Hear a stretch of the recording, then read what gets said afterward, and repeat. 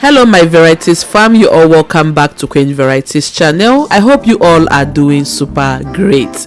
In today's video I'll be sharing how to make puff puff mix for home use, for sale and for business or commercial purpose.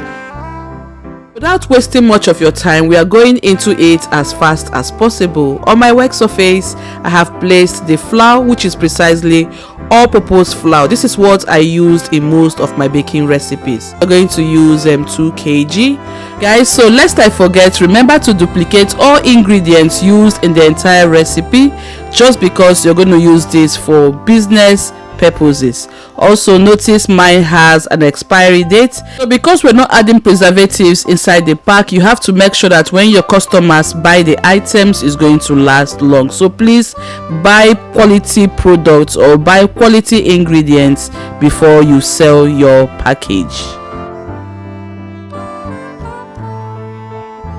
Alright, I know some of you would like to know how many cup quantity we have in the 2 kg flour that we just poured right into the bowl. So we are going to take a measurement. For that, I'll be using my 250 ml cup type to do the measuring. That way we will find out how many cups exactly we have inside there. Okay, now when you measure it, you're going to use another spoon or knife to make sure you level it. It is very important that each time you're making pastry, use a leveled cup. You don't heap too much so that the cup does not result so heavy. And as I've always advised in my baking recipes, sift your dry ingredients. It gives you that beautiful outcome whenever you bake. I would like to welcome you all back to my channel once again. Thank you so much for clicking on today's video. And for those of you who have recently joined my channel, you're all highly welcome. To my returning viewers, thank you so much for always being so supportive. Alright, so I derived exactly 11.5 cups, which is approximately 12 cups of flour. Remember that if you're using another type of cup, you might have much more than what I have here. And in the glass there, what I have there is exactly extra 1 kg of flour mixture. So the entire quantity of the cups used for this whole flour ingredient is approximately 18 cups of flour, which is exactly 3 kg flour. Everything is perfectly sifted, so we are going to now add other dry ingredients. Here I have 3 to 4 cups of sugar. So I said 3 to 4 cups of sugar because you don't necessarily need to use 4 cups. I'm using 4 cups because I want the outcome of this pastry to be very sweet.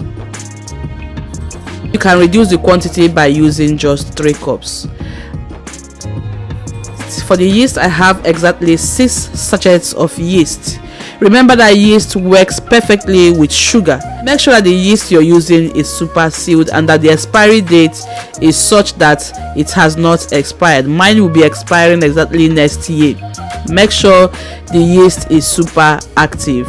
And for each packet here, I have exactly 1 tablespoon, which is 15 ml.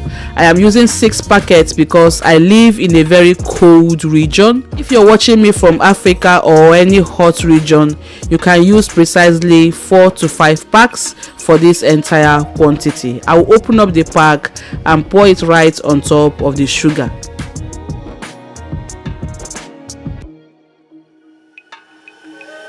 Make sure that your yeast is super active. If it is not active, it means your puff puff will not rise.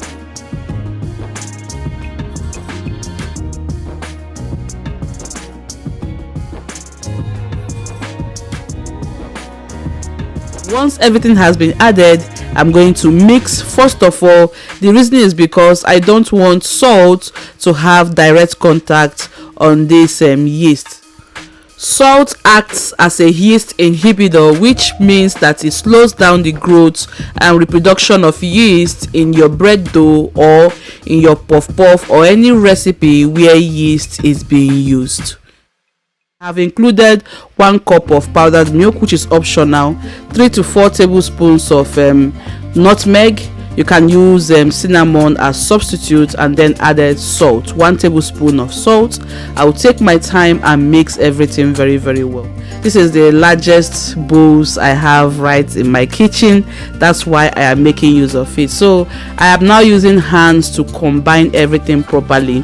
I will also do the combining process perfectly well off camera, just to make sure all the dry ingredients included here is perfectly integrated into the flour mixture, so that you have a uniform or even consistency, so that by the time you're making your puff puff, everything will turn out perfectly well. I have also retransferred it into this bowl to make sure that the mixing process is perfectly combined. So please guys, this step is very, very important before you do your packaging. Alright, so the mixing process is now completely done. I'm bringing it back into the bowl here because this is where I'm going to take my thumbnail, okay?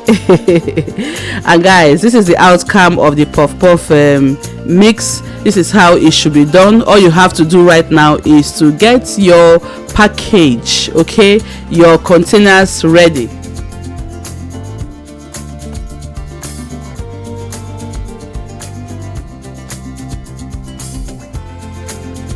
We have come to the end of today's recipe. That's just everything about it, as simple as that, okay?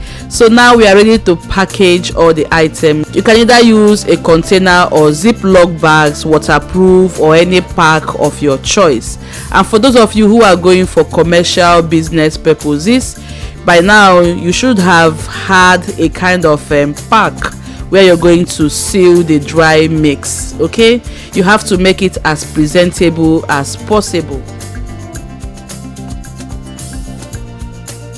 You're going to use this for a home purpose. Anytime you want to make use of it, just take the quantity that you need and then use warm water to mix it, okay?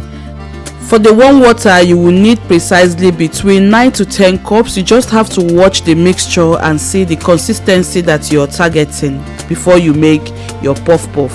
I'm also going to shoot a video on how to make puff puff with these items here. And guys, remember that you can also use a measuring scale to have a uniform measurement on all the items before you package them for public use. And that's just it.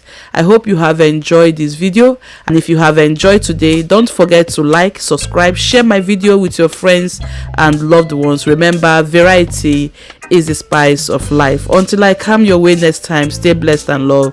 God bless you. Bye for now.